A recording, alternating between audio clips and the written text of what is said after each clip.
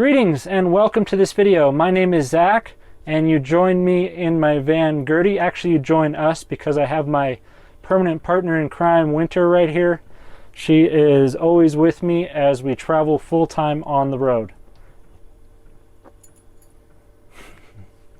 Today I wanted to pull out the camera and give you a list of 42 items that I pretty much can't live without. Things that I use almost every day, and at the very least I use them on a weekly basis, multiple times a week. So I really wanted to get on here and help my fellow travelers or my aspiring travelers to create a list of things that they may need. Some of these things are more personal to me, but if they're personal and useful to me, I'm sure they could be useful to you. So thank you for joining us. Let's get to it.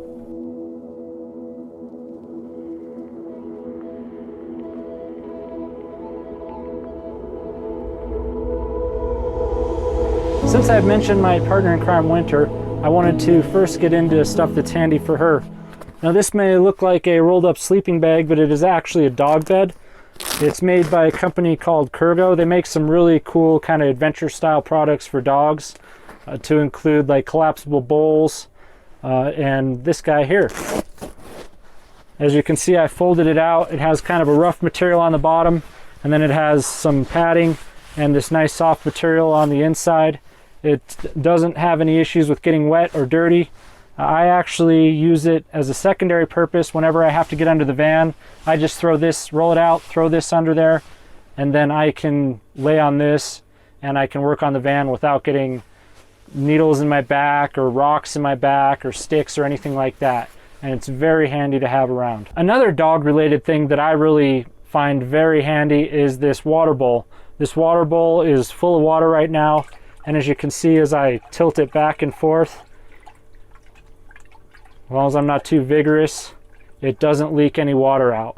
And that is very handy because then I don't have to consciously think about putting water down for Winter whenever she's thirsty. I can just have it in the van on the floor full of water so that she can drink from it whenever she wants. I do have to fill it like any other dog bowl, but it doesn't spill water all over the place if I just happen to forget it. And this is also something that you can put in almost any vehicle if you're traveling with your dog. That way they have access to water and they don't have to sit and stare at you until you realize that they're just thirsty. I also put it on a rubber mat so that if any water does get out, it doesn't make a huge mess. This one is actually squishy, so you can fold it down and roll it up into a bag. The only downside of that is if you step on it, all the water gets out. So Winter and I do our best not to step on it, but accidents do happen. There are some rigid ones that don't do that, but I bought this one first and I don't see any point in replacing it, so I haven't. On that note, since I'm mentioning some specific products, I'll make sure and put links down in the description for you so that if you do want to track them down, you can. Kurgo is carried at Petco and I think PetSmart, so you can find it almost anywhere in the US, or you can go to their website or Amazon. Another item that's really handy to have is a chair swivel. I only have one on my passenger seat, but the chair swivel really opens up the space, gives me another place to sit when I'm not driving, and it just allows for the van to not feel quite as small. And if I have guests over, I have more places to sit. I generally use my swivel chair for any time I need to sit up straight and do some work, or just watch a show, or just relax in a different place. Most of the time I'm sitting here, but when I stop, I almost always swivel that thing around because it gives me a place to rotate my table out of the way. Mentioning my table, that's another item that I really love having. Most van lifers have it, and if they have it, they love it. It's really the best way to have a table, and that is my Lagun table mount. My Lagun table mount, I've had two different tabletops on it, and it was just this past winter that I finally replaced it with this new round table. And I really like the round setup because I was able to mount it kind of offset. It allows me to rotate it and have it be more useful when it's in the seat position. My old table wasn't all that useful for my swivel chair, so when I used it, it was kind of an awkward stretched out position that I was in, which meant that I basically never used my swivel chair and I never used my table over there. So when I switched it out to the round one, it forced me to actually use my swivel chair more, and I use my table even more than I did before. You have to make your own tabletop or buy one. I bought a tabletop and then I stained it and sealed it so that I could use it in my van and it matches everything else in the van. Another upgrade I did this past winter season was I added these hard mounts for my iPad. I used to have kind of this stand that I'd put it on, or I'd finagle it into different positions to hold it still. I recently got these hard mounts here that can adjust in whatever direction. If you're like me and you use your iPad for TV, for entertainment, for internet access, stuff like that, it's really handy to have it hard mounted somewhere with a charger. And not only that, but when I go for a drive, I don't have to make sure that it's somewhere safe. It's always put in this hard mount and safe. I also have one back by my bed so that if I decide to watch TV in bed, which is pretty rare honestly, I can not worry about it. Or if I just want to put it in back out of sight so that it's not in my open door, then I put it back there and I don't have to worry about it falling and getting damaged. Moving right along, for other ways to secure objects, I have these document pockets. You can't see it behind this light, but right here it's basically what you would get at Staples or like any office supply store or Walmart. You put it on the wall and you can put documents in it. I actually have one back here, one right here, and I have two on either side of my bed that I use for books and miscellaneous papers. I use it to hold my guidebook and bunches of other stuff. It's just really handy to have a pocket just to toss things into to keep it safe so that it's not falling all over the van. You really want to have a place for everything and secure it down. That way, one, you know where things are, and two, you're not cleaning up a mess every time you go for a drive. Another thing that I use all the time for various other purposes are my binoculars. I have this set of binoculars that I've had for, I don't know, probably 20 years now. My dad bought them for me when I was in my teens, and I've carried them with me in my vehicles ever since. And it's not really until now that I've used them a lot. I use them to look for wildlife. I use them to look at people, not like in a creepy way, but sometimes it's good to know what people are up to when you run into them out in the middle of nowhere. And having a pair of eyes to make sure that they're just, let's say I'm at a reservoir right now, let's say they're at the reservoir, not paying attention to me, but going fishing. It's good to just take a quick look at them. That way I know that they're not up to no good. But I also like to look at the landscape around, like if I see something off on a hill and I kind of want to know what it is, or if I want to look at wildlife. It's just really good to have a pair of binoculars to just be aware of your environment or to see things closer without having to get to a range that's unsafe for you. Moving right along, this one may be a little bit more obvious than most, but it's really good to have a good high quality flashlight. This guy is a gift that my friend gave to me for Christmas actually. It's called a Streamlight Wedge, and it's just a little handy light, and I highly recommend a rechargeable one. This guy, it has one setting, which I believe is 150 lumens, and then you can push the tab forward and it goes to 300 lumens. That lights up basically anything within a reasonable range, and if you have somebody that's trying to attack you or intrude, it's also pretty bright, and so you can use it to stun people and get the advantage if you're feeling unsafe or at risk. It also kind of spooks animals if you suddenly shine it at them, so I highly recommend having a really good quality rechargeable light. I think these are about 80 bucks, but worth every bit. I use this thing every day without fail, and it's not just outside or looking at stuff out of doors. If you have to work on something within the vehicle and it's dark, or maybe your electrical system goes out, it's really good to have this thing quickly within arm's reach. And this guy has a little tab on it, and I use it almost every day. Another kind of light that's super handy that you'll see that I also have within easy reach is a headlamp. I wanted a really small headlamp, so I went and I found the smallest rechargeable one I could find, and I use this guy all the time too.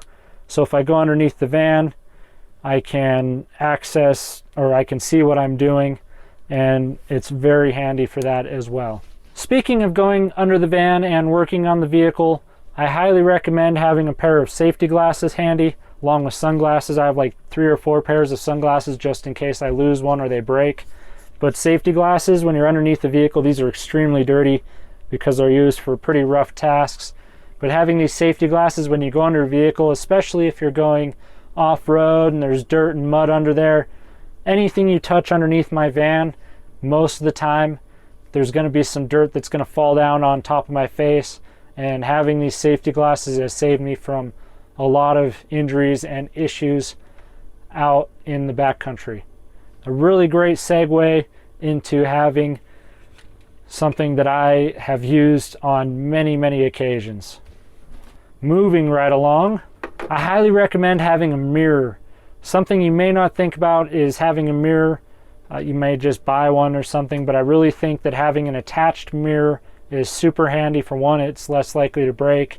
I have this one that I bought from Amazon. I think it was like $10 or $12, and then I just siliconed it to this little mount here that flips in out. It's right up there. Has been really helpful for like trimming my beard or helping with injuries, stuff like that. I use it almost every day to make sure I'm looking at my Primo, but it's also something you may not think about when you're moving into a vehicle. Definitely want to have a mirror for all your beauty and injury and whatever you may need it needs. You may also consider having a full body length one, or at least one that allows you to see the rest of your body. I don't, and I've done just fine without it. You can also use your phone to take pictures or as a mirror as well, but having one mounted to the wall just makes it that much more convenient and that much less likely that you're going to have an error in trimming. Another item that I use all the time is a doormat. I just have a rubber doormat. I think it cost me $20 on Amazon. I like it because it's thin and simple, and if I forget it or the wind blows it away or something like that, it's not such a big deal. I think I actually have 2 of them on hand. The doormat is handy for putting your shoes or wiping your feet, and just general use getting in and out of the vehicle if you don't have time to take off your shoes or you're not as fastidious as some people, like I'm not. I wear my shoes in the van all the time, but I also have a vacuum that helps me to vacuum it up, which is a great segue into the vacuum. I vacuum every single night. I have a dog in here which brings in dirt. She sheds, and also I bring in dirt because I don't always take off my shoes, and to a certain degree I shed a little bit too. So it's really good to keep everything clean. I also use my vacuum on many occasions, especially during shedding season, to clean off my blankets in my bed so that if I'm not making it to a laundromat anytime soon, I can at least get a lot of the dirt and dander off of there so that I'm less likely to just be annoyed by it. I hate being dirty and filthy, so I spend a lot of time cleaning the van and making sure that it's as clean as possible in a very dirty environment. If you think about mixing your house, be a small space, and your vehicle, there's definitely a lot of dirt that shows up. So I pretty much clean my kitchen every day, clean my floor every day, clean all my flat surfaces every day, just to keep slightly on top of it. And I'm always cleaning my cab as well, but not nearly as much as the living space. Along with keeping the space clean, it's really good to keep yourself clean. I highly recommend getting some sort of shower system in your vehicle. I didn't have one for the first year and a half, and then I finally said that's enough. I spent the winter in Florida and I was just sweaty and gross and trying to track down a shower every single day. Sure, $20 to go to Planet Fitness every day is a decent solution, but as soon as you get out west, up into Montana, Wyoming, Idaho, eastern Washington, eastern Oregon, eastern California, Nevada, all those places don't have a whole lot of Planet Fitnesses around. So you'll find yourself kind of congregating around Planet Fitnesses, and that's where a lot of other people congregate, and it's severely limiting. So you really want somewhere to shower. For the first year and a half, I had an outside shower, and that's very weather dependent. If it's anything below like 75 degrees, or really any temperature with wind, you're going to be cold and uncomfortable, or even exposing yourself to other people or plainly just to the weather, and it's just not a great way to go. Trust me when I say it's demeaning when you can't clean yourself. And yeah, there's baby wipes, but I highly recommend having an easy way to shower inside. I made a whole video about it, so you should definitely check that out. I'm going to put it up above so you can click onto it right now, but I'll also put a link to it in the description, along with the link to the shower that I purchased and then adapted to work in the van. But that has greatly increased my ability to stay out off-grid and enjoy myself without having to modify the van and use up valuable space to create some sort of shower stall within the vehicle. So another thing I highly recommend, even with solar and good quality lithium batteries, I have 600 amp hours of Battleborn batteries, just to put it in perspective, and 500 watts of solar. I still find myself needing another option for power. So let's say it's cloudy, or I'm parked under some trees, or let's say I need to use power at night. The generator really kind of fills in those gaps nicely. I also have an alternator charger, but the engines in these vehicles are $15,000 to $20,000, and they're not designed to work as generators for lithium-ion batteries. So in general, they can't reach the 14.2 to 14.6 volts that the batteries need all the time. And running the engine when it's not driving and clearing out the particulate filter in the exhaust system for these diesels, it's just hard on the engine. It causes damage, it causes wear that you really don't want. You want it to drive the vehicle. So an alternator charger is really handy when you're driving, but if you're stationary, a generator is king. My generator, I usually run it, this is why I like isolated places, but I run it for about an hour and a half just before I go to bed. That charges my batteries up to full. That way in the morning when the solar starts, the solar doesn't have to work so hard to charge them up before I can basically run off of solar all day on a sunny day now with my 500 watts. Having a generator just fills in the gap. I only use about a quarter of a gallon a day, running it about an hour and a half to 2 hours. So the 1 gallon in my small 2000 watt generator lasts me for 4 days. And that's way more efficient than idling my engine to charge my batteries. One thing that I just recently got that I haven't actually used for very long, but I've used it every day since I bought it, is I got these new ice cube trays that actually close at one end and they're completely sealed. Why is that helpful? Because in a moving vehicle, trying to use an ice cube tray, it just means you might make a mess. I had to be really conscious with my old ice cube trays that I was going to be still for several hours so that they could freeze before I started driving, because once, actually more than once, I started driving with them full of water, and that meant that my freezer got coated in water, my fridge got flooded, and that my floor had water all over it as well because it leaked out of the bottom of the fridge. So it's really handy to have ice cube trays that seal up. My friend saw these on TikTok, told me about them, saying, hey, that would work great in your van. I immediately bought them, ordered them, and actually had to wait a couple extra days at my friend's house for them to arrive because I knew they would be extremely handy for me. I love having ice cold drinks, and with 2 of them I'm able to basically have ice cold drinks all the time. So I highly recommend these ice cube trays. Of course, the link will be down in the description. So moving on to my water system, I have a spigot right next to my faucet, and that runs through I think it's a Watts water filter system underneath the sink. That way I can access clean water from wherever I source it from, and I know that it's filtered. I believe it has a charcoal filter and a particulate filter in it, and I've never tasted a bad glass of water out of that. Very handy to have. Along with that, another dispenser I have is a soap dispenser. It makes it really easy to just access the soap from right there. It also decreases the likelihood that I'll have soap explosions around the van.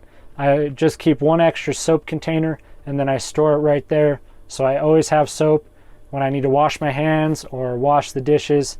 It's very handy to have. On the subject of washing dishes, these silicone sponges, I think they're the most effective way to wash your dishes and to reduce smell. This thing, even if it just has soap in it and I hang it, all the soap just runs out of it, all the water runs out of it, and it dries very quickly, so it never smells. I think I've been using this exact one for over a year now, and it works perfect. I also have a plastic brush for the harder to get stuff because this thing is fairly squishy, but for most of my washing needs, this is the perfect item for that. Also, a deep sink. Don't waste your time on those little RV sinks that are like this big and only that deep. I got a fairly deep sink, it's like that big, stainless steel. It makes washing dishes very easy, and if I have to take off suddenly and I have dishes to wash, I can just put them in the sink and move on with my life. I really like having a deep sink. I had one that was slightly less deep and actually wasn't big enough, and so I upgraded to this one and I haven't looked back. Lastly, with the water system, I don't know how many people use it, but I've watched a lot of YouTube and I don't see a lot of van lifers use them, but you really want to have one of those RV filters that's an inline filter. You just put it on the end of the hose, put it into your tank, and then the water is filtered through charcoal before it even goes into your tank. That cuts out on all the contaminants getting in there. Charcoal will suck out chemicals. It will filter out a certain number of particulates, and then you're starting from a much better place. I've had 2 tanks. My first tank came out sparkling clean, and this second tank, I don't foresee any issues with it because of my experience with the last one. So I think those RV filters are definitely worth having. I think I'm on my 3rd or 4th one. I think replacing it every year or so is a pretty good periodicity for tossing them out and grabbing a new one. I think that will easily last more than a year if you're using it every single time you fill up. All of my water gets filtered before it goes into the tank, and then of course if I drink it, I run it through the secondary drinking water filtration system. One more item that works really good for the filter system is those Silver Bullet, or whatever brand name you want to call them, hoses that are expandable. When you fill them up, they stretch out to like twice their length. I highly recommend those for 2 big reasons. One is that they use a lot less space and they're kind of stuffable, so you can stuff them into a small space and not have to worry about having to drain it, because for the second reason is they're self-draining. As they contract, they squeeze all the water out, and they are a fantastic and inexpensive way to improve space in the van and to not have water draining into your vehicle. Yes, I know with any hose you can just connect both ends and then the water's not draining out, but I find that they're by far the best way to go. Something that I have used on many, many occasions. A good first aid kit. Now this is just a dry box. It's a Survivor dry box that even has a compass, which is probably useless. But I have a first aid kit built into this. This is a first aid kit that I have built myself based on experience and based on what I've seen online. For instance, right on top, really easy to get to, I have kind of a tactical tourniquet here. You can leave them on for about 4 hours and you do not loosen them to let out any blood. You just tighten them down and leave them. It's gonna hurt and you may lose the limb, but you're gonna keep your life. And these need to be really handy, because if you're putting it on your leg, it's probably your femoral artery, and that bleeds out in less than 4 minutes, and it could be even faster if your heart rate's up. So definitely something you want to have within quick reach. Side note, I am not a medical professional, but if you're applying it to a leg on a male, make sure that you move the anatomy out of the way before you tighten it down.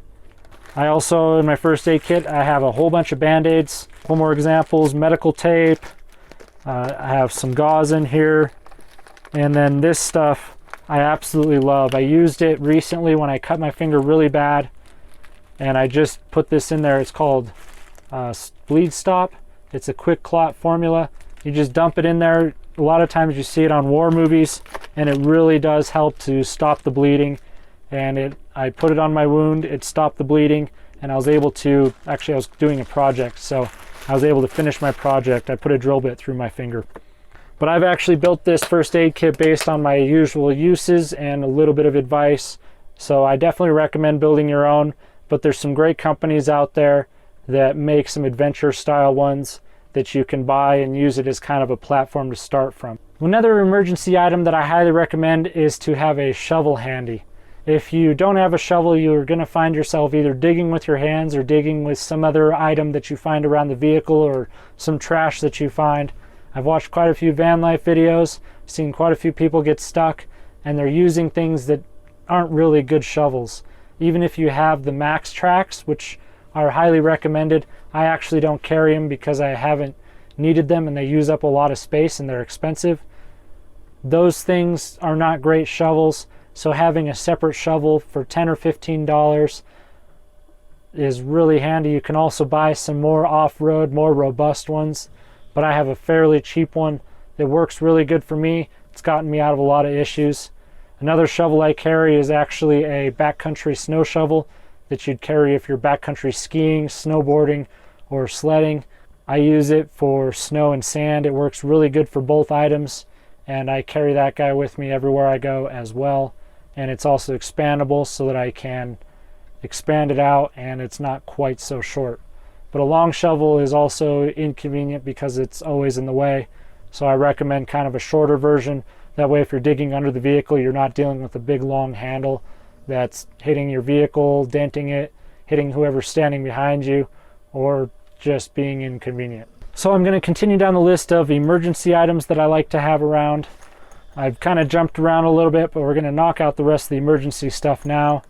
I highly recommend, I think most people are smart enough to have them in their vehicles, but an emergency jump start pack like this, they're really inexpensive now. They're very small compared to what they used to be, and since they have lithium batteries in them, they're much less likely to not be useful when you need them. Like this guy, I haven't charged it in a while and it's still showing a full charge.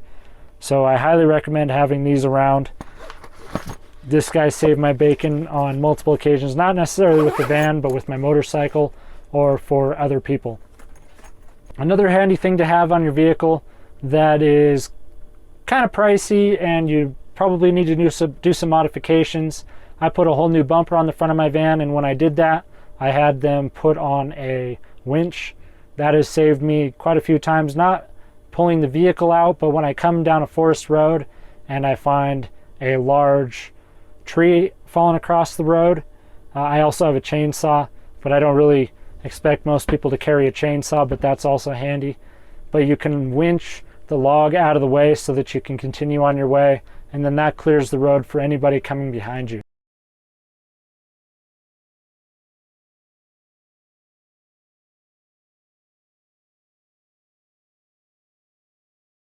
I also highly recommend that you get some sort of air compressor.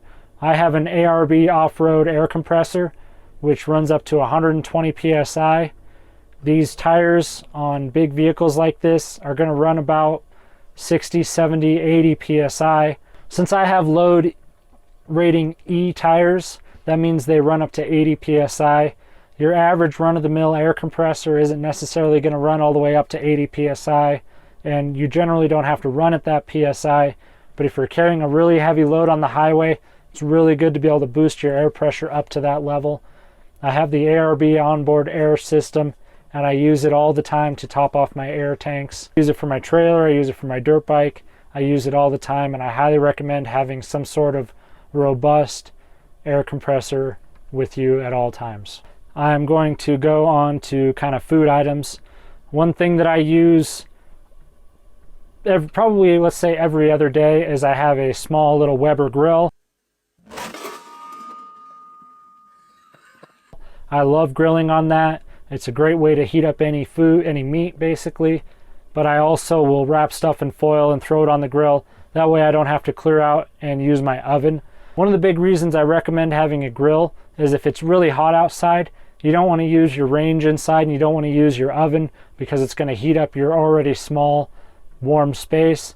So it's really handy to be able to throw some meat on the grill or throw something wrapped in foil out on the grill, cook some corn on the cob, whatever you want to do. You can cook it outside. It keeps the heat outside rather than in the vehicle, and it's pretty easy to pick up those small little 1-pound propane tanks. I know there's an adapter so that I could use a bigger propane tank, but I think it's more inconvenient to have a large tank floating around than it is to have a collection of small 1-gallon propane tanks. I usually carry a minimum of 4 of them, so as soon as I break into that 4, I add them to the list, and then I get some more. That way, if for some reason I got stranded out in the woods for a couple weeks, I would have more than enough propane to cook on. Along with the grill, I recommend having, instead of just a stovetop, I recommend having an oven. That way, anything you can cook in an oven, you can cook in the van, and you don't have to have a microwave. Microwaves are great, but if you haven't noticed, they make food taste weird or not as good or funky. I don't like microwaves anymore. because ever since I moved into the van, I got used to cooking on the stovetop, on the grill, or in the oven, and using electricity to cook stuff just doesn't feel right anymore. On that note, I also recommend propane for heating up food. If you're thinking about an induction stove, they use a ton of power, and you'd almost want to have a generator just so that you could run that and not drain your battery system every single time you cook. I've seen van lifers go from propane to a induction stovetop, and they just end up running out of power all the time, and it becomes a big issue for them. With the propane, even if you run out of electricity, at least you can still heat up and cook your food. That does add the possibility of running out of propane. The way I avoid running out of propane is I have two 12-pound tanks. One lasts me about 3 months, and as soon as one runs out, I throw the next one on, and then it goes on my list to fill up my propane tank, which reminds me I actually have to do that very soon. Moving on with the food items, this guy, this is the way to go. I really like having my Aeropress. You can tell it used to say Aeropress on there really clearly in red. Now it's just kind of faded a little bit, but this is definitely the best way to make coffee. You can use it as just a simple pour over. You put the coffee in the bottom and pour it over and let it drip down into your cup, or you can use the plunger and press it out. The most common way that I use it is I set it up upside down like this. I put the coffee and the water in there, and then I put the top with my filter on there, and then flip it over and press it out. If you do it like that, you don't risk overflowing. If you have a standard size coffee cup like I do, you don't risk overflowing it, so that's a good way to do it. And the trick to that is don't follow the instructions where it says to put the coffee and water in and then stir it. I don't think you need to stir it. I never stir mine and the coffee comes out. I think it comes out better, and the plunger actually goes down smoother if you don't stir it beforehand. You're pushing all the water through the coffee, squishing it all together. It's gonna create a very strong cup of coffee regardless. And since it's only one cup, these are very efficient, and you don't waste coffee like you do in a French press. And not only that, but when you empty it, you just push out the little puck of coffee and you're done. With a French press, it's going to take water and time to clean. This thing, I barely ever scrub this. I actually just scrubbed it today for probably the first time in several months, because it's basically self-cleaning. As long as you don't make a mess and get grounds all over the outside, it cleans itself every time you use it. Along with the Aeropress, I also have an electric grinder. This thing is fantastic. It used to take me as long as it took to heat up the water to grind my coffee. I would sit there grinding the whole time, and by the time I finished grinding, my coffee would be done. And that was only for the Aeropress. For a French press, it takes even longer, even though it's not as fine of a grind. But I got a little electric one. This thing runs off a battery, and the battery will last me probably about a month before I have to recharge it. So it doesn't take a lot of time, and then I just pull the cup off, put my coffee in, and then reassemble it. That was a huge bonus, and it takes up about the same amount of room as a manual grinder does, but it does it way faster. I kept the little foam thing to put it in the top of it so that it doesn't bounce on the little buttons as we're driving. But I'll put the link to that guy down below so that you can get one for yourself. On top of that, I just heat up my water using this on top of the stove, using the propane. That way I don't have to have an electric kettle. Electric kettles use a lot of power. They heat up the water pretty quick and work pretty efficiently, but it's always a goal of mine to save my electricity for things that only need electricity. One thing that I use every time I park the vehicle, if I need it, are my levelers. So I probably use my levelers more than anything else because they're almost always under a tire or two to level out the van. I highly recommend just getting the Lynx levelers is the brand, and they just go together like Legos, and then you can adjust your height really easily with those. I've seen some really expensive products that you put underneath the tires and then you use air to fill it up.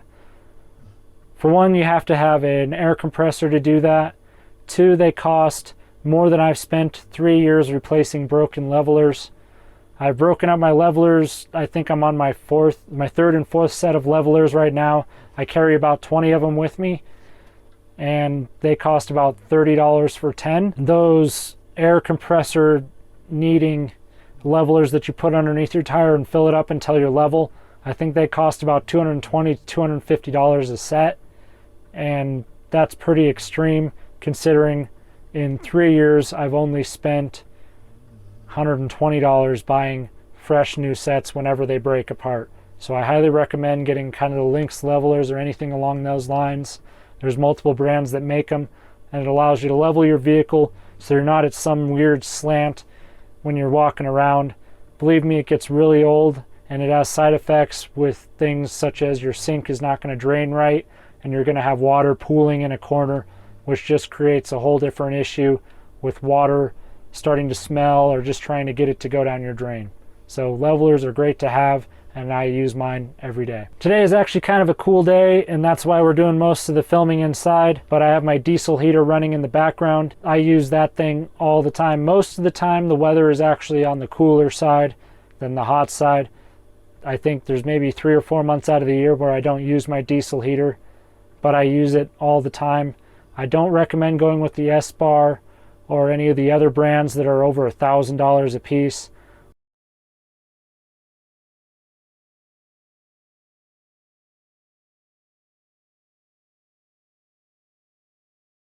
I have a 5 kilowatt diesel heater that I bought for less than $200. It's a Chinese made one. They call them the Chinese diesel heaters.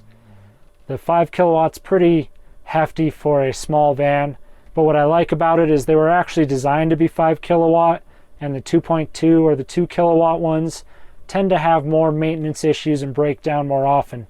So having one of the 5s, I just keep it on low, or I'll open a window to get more ventilation, which most of the time you want to have a little bit of ventilation letting fresh air in. I've actually set off my CO2 alarm once or twice when I keep everything closed up at night. So even if it's below freezing or cold outside, I always crack the window that's closest to me anyways. So having a heater that's a little bit too warm isn't actually a big deal. And then when you have those mornings when you wake up and it's really cold, it's nice to be able to have the power to heat it up within a short amount of time.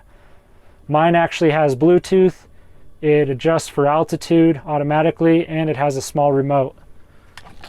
This little remote, I have Velcro back by my bed, and I have Velcro by this seating area so that I can move it to wherever I'm at and then control it.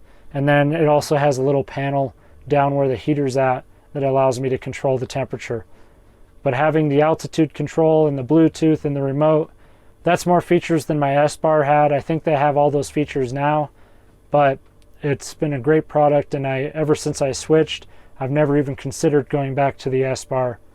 For the price of the S-Bar, I can buy 6 or 7 of these. So it's not really a big deal to have a cheap heater because you'll just buy a new one if it breaks down without really thinking twice, rather than the S-Bar, it's $1,500 for a full kit, about $1,000 for just the S-Bar heater. And I find that it's just more peace of mind for me to be able to order a cheaper item that works better. Something you may not think about is the amount of noise that you may have in your vehicle sometimes. If you stay at a rest area or a campground, or you're off-grid but near other people that are running generators, you have a snoring dog, a blowing fan, a running heater, a vibrating fridge, whatever noises you may have, sometimes it's really nice just to tune them all out. A lot of people will use earplugs. I got a little fancier with it, and I have a set of Bose noise canceling headphones. This was actually a splurge present to myself, but these are fantastic. You just stick them on, flip the switch, and all those noises go away, and you can enjoy whatever you're listening to: music, podcast, audiobook, watching a show.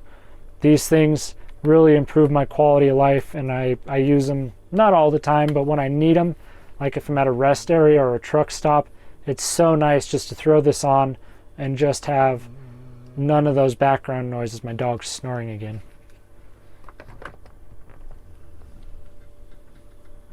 Good girl. And on the subject of dealing with truck stops and rest areas, I highly recommend getting a set of magnetic window covers.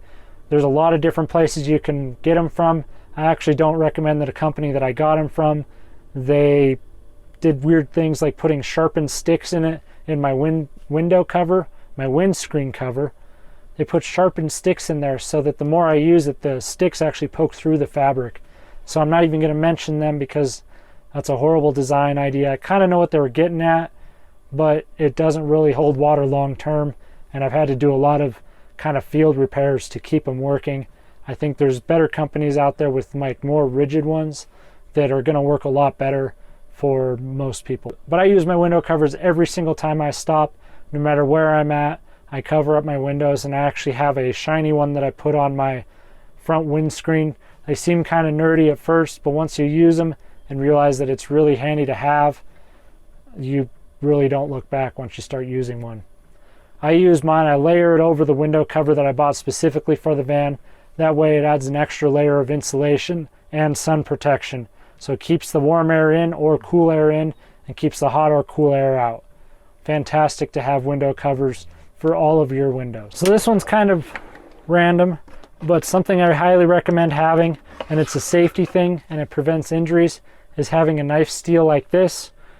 I'm going to use scissors because my knives aren't right here, but you use this to take the burr off of your knife blade when they start to dull, and that prevents you from pushing too hard on the knife and having it slip and then cut yourself.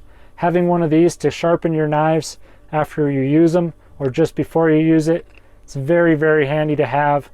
I know chefs use them a lot, but I use this thing all the time, and it keeps my knives sharp and it keeps them safe so that I don't cut myself nearly as often.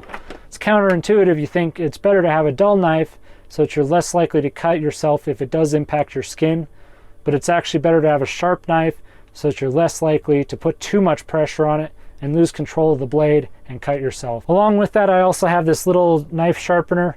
It's just a very simple one. You just drag the blade through it, you use it on the cutting board, and it allows you to sharpen your knife when the steel isn't quite enough. If the steel's not enough to get the knife blade back to the razor sharpness, you can pull it through that guy. Some people will not like that style because it changes the angle of your blade or the angle of your cutting edge, but once you drag it through it until you change that angle, it's changed and adjusted to that. So I just adjust all of my knife blades to that angle, and that little cheap guy works great for me. And you can find those at almost any store that carries any kind of knives. These next two items are kind of dealing with kind of dirty subjects. One of them is I highly recommend building a pee funnel, which is essentially a beer bong that is somewhere inside the van and goes straight out of the bottom. I actually have mine tied into my gray water system so that if I end up at a campground, I can run a hose into the gray water dump or the black water dump. If I get a campsite with a plug and sewer connection, that way I'm not going back down onto the ground. And the other advantage of plumbing it in with the gray water, if I'm off grid and where it's legal to let your gray water out on the ground, your gray water is different than your black water, which is sewer water. Gray water is just food particles, biodegradable soap, and water. If you tie it in with that, then you don't have an area that is just urine that's drying on the ground, which, believe me, if you're in a hot environment or if you happen to be on some sort of pavement, it smells within a day or two. So it's really handy to have it mixed with that water and gray water. Mine mixes down below the deck of the van so that it doesn't have any chance of back feeding into the van. Gravity just brings it all down and it all comes out of the same outlet, and that keeps it from smelling bad. But I use my pee funnel all the time. It prevents me from having to go outside when it's cold, prevents me from having to find somewhere to go outside, and it prevents me from filling up my porta potty, which is the next item I highly recommend you have. Some people don't like having them because then you have to find somewhere to dump it. But if you have a pee funnel, the porta potty actually will last one person, which is me, about 10 to 12 days before it's even remotely getting full. And actually it's more likely to start smelling, even though I put treatment in there, long before it's full. It literally just gets solid waste, and then the liquid waste goes out through the pee funnel in the gray water system. And that has worked really good for me, because if you just put all your waste into a porta potty, it fills up in like 2 or 3 days because our liquid waste is significantly more than our solid waste. And when you mix them together, they start smelling significantly faster as well. So a pee funnel with a porta potty is a more than adequate system for getting rid of bodily waste.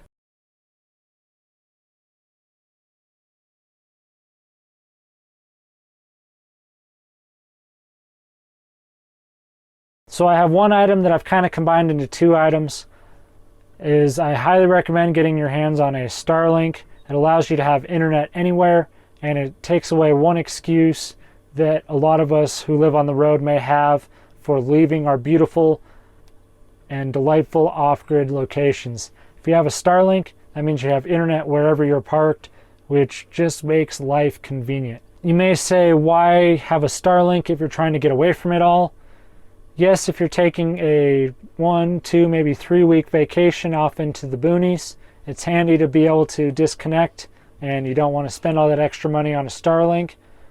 But when you're doing it full time, having connectivity in the modern world is highly, highly convenient.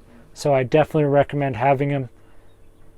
On the note of the Starlink, I also recommend having a range extender for your cell phone. Even if you have the Starlink, you may be in a location where you don't want to pull it out, but you just want to check something really quick on the phone or get your maps going so that you can navigate out of a place.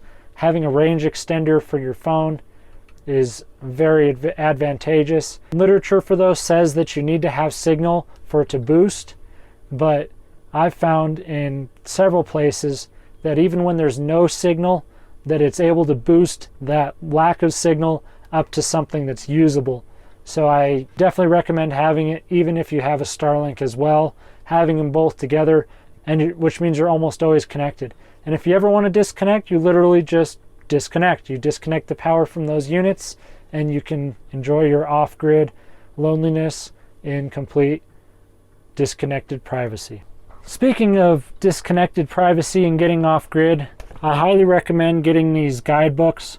They're made by Benchmark Maps. This one is all Idaho stuff.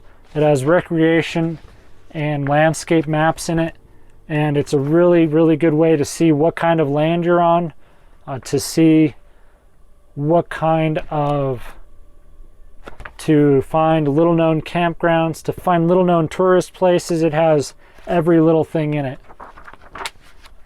For example, it has campgrounds, airports, fishing, boating areas, ski areas, hiking, natural wonders, zoos, amusement parks, snow parks, bird watching places. It'll tell you where military areas are. It gives you a good idea what kind of roads you're dealing with, which Google Maps doesn't always work great for that. It tells you areas for off-roading. I use these maps all the time. Whenever I'm having indecision on where to go, I'll pull out the map for the state that I'm in and I'll look through it. So I highly recommend having these recreation maps. There's a lot of different ways for dealing with mosquitoes and other bugs, but I found that this Zap Racket is one of the most useful ways of getting rid of mosquitoes, and actually it makes it kind of sporty. So this guy, if you hit you've probably seen them before, but if you hit a mosquito with it, it zaps them and immediately kills them, and it works really good for getting rid of large clouds of mosquitoes. A lot of times I'll kind of close up the van at night, and then I'll turn on the lights, and then I'll just go hunting. I'll knock out all the mosquitoes, and then I can sleep knowing that those bloodsuckers aren't waiting around for me to fall asleep to take their fill and cause me to be itchy for 3 or 4 days. Last but not least, I highly recommend having an extra spare pair of sheets. Actually, I have 3 pairs of sheets, which gives me a lot of time off grid with clean sheets. Sometimes if you get really sweaty or hot or dirty or just want a fresh pair of sheets, it's really humanizing and comforting to be able to just swap them out and have a clean set of sheets so that you're not anxiously waiting to get to the next laundromat or the next friend's house so that you can wash your sheets up. I switch my sheets out every week or 2, and it makes it just that much more convenient. And having an indoor shower means I have to change my sheets less, which is even better. All right, that concludes my list of handy objects that I highly recommend having. I'll put the links in the description for you. I'm going to be sharing a lot more tips and tricks that I've come up with over the years. I've been in the van for 3 years now. I have a lot of great ideas. I have a lot of things that you may or may not have thought of, and I really want to start passing on that information to you, the viewer, because I appreciate you watching my videos. I also plan on doing a lot more adventure videos as well. That's really my main focus, but I realize that this is kind of a give and take. I got to give you some good information so that you can get out there and go on your own adventure. So I really appreciate you watching. I hope you subscribe. I'd really love to have you along. And if you got something out of this video, please hit that thumbs up, and we'll see you on the next one.